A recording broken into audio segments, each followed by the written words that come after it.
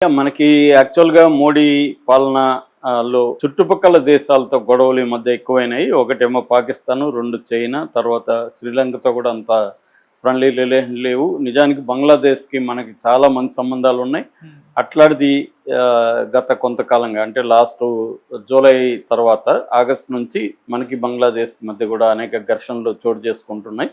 So ఈ నేపథ్యంలో అక్కడ లేటెస్ట్ డెవలప్మెంట్ ఒకటి జరిగింది. ఆ డెవలప్మెంట్ ఏంటి, అసలు దీని వెనక కాంటెక్స్ట్ ఏంటి, ఈ పరిణామాలు ఇండియాకి ఎలా అఫెక్ట్ అవుతాయి, ఇందులో చైనా పాత్ర ఏంటి, అమెరికా పాత్ర ఏంటి, పాకిస్తాన్ పాత్ర ఏంటి, ఈ విషయాలు మనం మాట్లాడుకుందాం. సో యాక్చువల్గా బంగ్లాదేశ్లో అవామీ లీగ్ సంబంధించిన షేక్ హసీనా ప్రధానమంత్రిగా పార్టీ నడుపుతున్నారు. షేక్ హసీనా ఉన్నప్పుడు ఇండియాకి బంగ్లాదేశ్కి మధ్య చాలా మంచి సంబంధాలు ఉన్నాయి. సో ఎందుకంటే అది బంగ్లాదేశ్ ఏర్పడడానికి ఒక రకంగా ఇండియానే కారణము. 1972లో బంగ్లాదేశ్ ఏర్పడింది.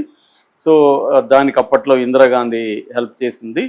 సో దాన్ని బంగ్లాదేశ్ లిబరేషన్ మూమెంట్ అని చెప్తారు. సో ఆ తర్వాత నుంచి కూడా మనకి బంగ్లాదేశ్తో ఓవరాల్గా మంచి సంబంధాలే ఉన్నాయి.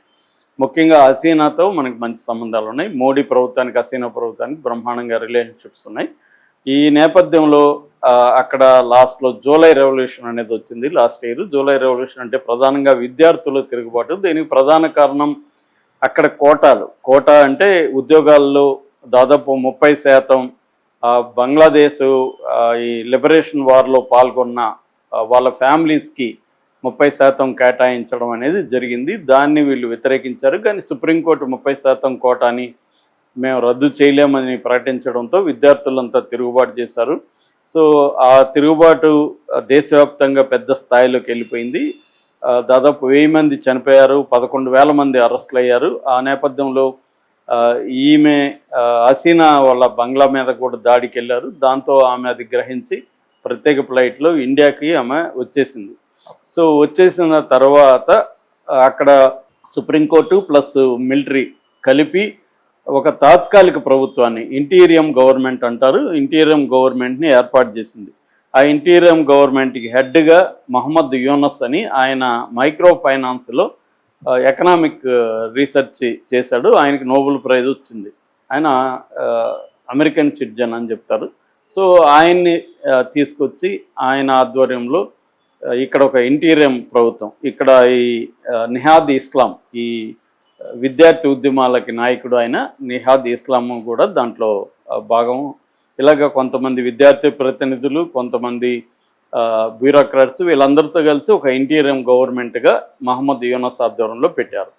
సో మహమ్మద్ యూనస్ ఆధ్వర్యంలో ఇంటీరియం గవర్నమెంట్ యొక్క కర్తవ్యం ఏమంటే, ముందుగా దేశంలో శాంతి భద్రతలు నెలకొల్పాలి, తర్వాత పరిస్థితులను చక్కదిద్దాలి, దాని తర్వాత ఒక పొలిటికల్ పార్టీలందరితో సయోధ్యగా ఉండి అందరినీ ఒక తాటి మీదకి తీసుకొచ్చి ఎలక్షన్స్ జరిపించాలి. ఇది ప్రధానంగా ఆయన ముందున్న కర్తవ్యం. కానీ యూనస్ ఏం చేస్తున్నాడు, పొలిటికల్ పార్టీలని కొన్నిటిని, ఫర్ ఎగ్జాంపుల్ అవామీ లీగ్ని బ్యాన్ చేశాడు. తర్వాత కొన్ని ముఖ్యంగా ఇస్లామిస్టు జమాతే ఇస్లాం పార్టీ ఉంటుంది, ఆ ఇస్లామిస్ట్ పార్టీలకు అనుగుణంగా వెళ్తున్నాడు. వాళ్ళ ఇస్లామిస్ట్ పార్టీలకు సంబంధించిన టెర్రరిస్టులు జైళ్ళల్లో ఉంటే అల్ఖైదీ సంబంధించిన వాళ్ళని విడుదల చేసేసాడు. అవామీ లీగ్ని బ్యాన్ చేసేసి అవామీ లీగ్ మీద తీవ్ర నిర్బంధం పెడితే అవామీ లీగ్ ప్రెసిడెంటు అబిద్ హుస్సేన్ అనుకుంటా ఆయన పేరు, ఆయన మొన్న లుంగీతో హఠాత్తుగా ఎస్కేప్ అయిపోయి థాయిలాండ్కి వెళ్ళిపోయాడని చెప్తున్నారు. అబ్దుల్ హమీద్ ఆయన పేరు, ప్రెసిడెంట్, ఆయన అలా పారిపోయాడు. సో ఇప్పుడు అవామీ లీగ్ నాయకులంతా కూడా ఈయన టార్చర్ చేస్తున్నాడు. మరోవైపు హిందువుల మీద అక్కడ దాడులు చేయడం, హిందువుల్లో చాలా మందిని అరెస్టులు చేయడం, అవన్నీ కూడా ఈయన చేస్తున్నాడు. హిందువులు ప్లస్ మైనార్టీలు, క్రిస్టియన్ మైనార్టీ, తర్వాత బుద్ధిస్ట్ మైనార్టీ కూడా అక్కడ ఉంటారు. సో హిందువులో ఒక 8% వరకు ఉంటారు, అది చేయడం. తర్వాత ఏంటంటే ప్రతిదానికి ఒక కమిషన్ వేయడం చేస్తున్నాడు. దాదాపు 15 కమిషన్లు వేశారు ఇప్పటి వరకు, విచారణ కమిషన్లు 15 వేసి ఒక్కొక్క రంగం, political reforms, economic reforms, peace reforms, అలాగా 15 వేశాడు. అవి ఆ రిపోర్ట్లన్నీ రావాలి, మళ్ళీ ఇవన్నీ అన్ని పొలిటికల్ పార్టీల దగ్గరికి తీసుకెళ్ళి ఈ రికమెండేషన్స్ ఏవేవి ఓకే కాదని మళ్ళీ దాని మీద ఒక కాన్సెన్సస్ కమిషను వేశారు. ఇవన్నీ అవ్వడానికి ఎప్పుడవుతుంది అంటే ఆయన కావాలనే కాలయాపన చేస్తున్నాడు. తను ఎక్కువ కాలం పరిపాలించాలని ప్లాన్ చేస్తున్నాడు. ఆల్రెడీ 9 నెలలు అయిపోయింది. ఆయన ఇంటర్వ్యూలు ఇచ్చేటప్పుడేమో షార్ట్ కట్లో త్వరగా అయితే డిసెంబర్ లోపల ఎన్నికలు జరుగుతాయి, లేదంటే మాత్రం నెక్స్ట్ ఇయర్ జూన్ వరకు అనుకుంటున్నాము అని ఆయన ఇంటర్వ్యూలు ఇస్తున్నాడు. అంటే ఏదో ఒక నెపంతో ఆయన డ్రాగ్ ఆన్ చేసుకొని ఈ ఎన్నికలు జరపకుండా తనే ప్రెసిడెంట్ కాదు కానీ తనే పరిపాలిస్తున్నాడు కాబట్టి, తన ఆధ్వర్యంలో నడుస్తుంది కాబట్టి దీన్ని ఇలాగే కంటిన్యూ చేయాలన్న ఒక ప్లాన్ ఆయన ఉన్నట్టుగా కనపడుతుంది. రెండవది, ఆయన ఈ బంగ్లాదేశ్లో ఫోకస్ చేయకుండా చైనా లాంటి దేశాలతో స్నేహం చేయడం, చైనాలోకి తిరగడం, ఎక్కువగా విదేశాలకు వెళ్ళడం చేస్తున్నాడు.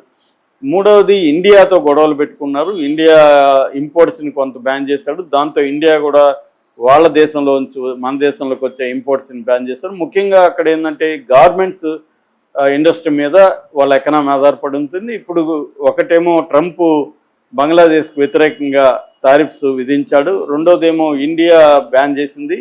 దానివల్ల కూడా వాళ్ళ గార్మెంట్ ఇండస్ట్రీ కంప్లీట్గా డిస్టర్బ్ అయిపోయింది.